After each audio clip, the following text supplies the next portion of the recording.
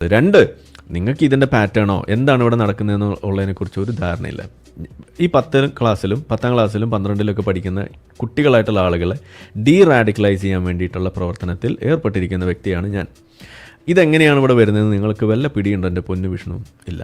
അപ്പോൾ നിങ്ങൾ ഈ എന്താണ് ഇസ്ലാമിക് ടെറർ എന്ന് നിങ്ങൾക്കറിയില്ല, ജിഹാദ് എന്താണെന്ന് നിങ്ങൾക്കറിയില്ല, അതിൻ്റെ മോഡസ് ഓപ്പറാൻഡി എന്താണെന്ന് ഇന്ന് നിങ്ങൾക്കറിയില്ല, ഐസിസ് എന്താണ് പുതിയ ഇൻസ്ട്രക്ഷൻ കൊടുത്തിരിക്കുന്നതെന്ന് നിങ്ങൾക്കറിയില്ല, എങ്ങനെയാണ് ഇതിൻ്റെ ഗ്ലോബൽ സെറ്റിംഗ് എന്ന് നിങ്ങൾക്കറിയില്ല, ഈ പറയുന്ന ആഗോളതലത്തിൽ തന്നെ എന്താണ് ഇവരുടെ ലക്ഷ്യമെന്നുള്ളത് നിങ്ങൾക്കറിയില്ല, ഗസ്വായ ഹിന്ദ് എന്താണെന്ന് നിങ്ങൾക്കറിയില്ല, എന്തുകൊണ്ട് ഇമ്പീരിയലിസം ഇല്ലാതെയും ഇത്രമാത്രം വിദ്യാഭ്യാസം നേടിയതിന് ശേഷം അവർ തീവ്രവാദത്തിലേക്ക് തിരിയുന്നതിൻ്റെ ചേതോവികാരം എന്താണ് എന്നും നിങ്ങൾക്കറിയില്ല. നിങ്ങൾക്ക് ആകെ കൂടി അറിയാവുന്ന സാധനം യുക്തിവാദികൾക്ക് കുറച്ച് മാനവികത കുറവാണ് എന്നുള്ളത് അളക്കാനുള്ള എന്തോ യന്ത്രം നിങ്ങളുടെ കയ്യിലുണ്ട്, അത് മാത്രമേ നിങ്ങൾക്ക് ഉപയോഗിക്കാൻ അറിയുള്ളൂ. വേറെ ഒരു മണ്ണാങ്കട്ടി നിങ്ങൾക്ക് അറിയില്ല. ഇതാണ് നിങ്ങളുടെ പ്രശ്നം.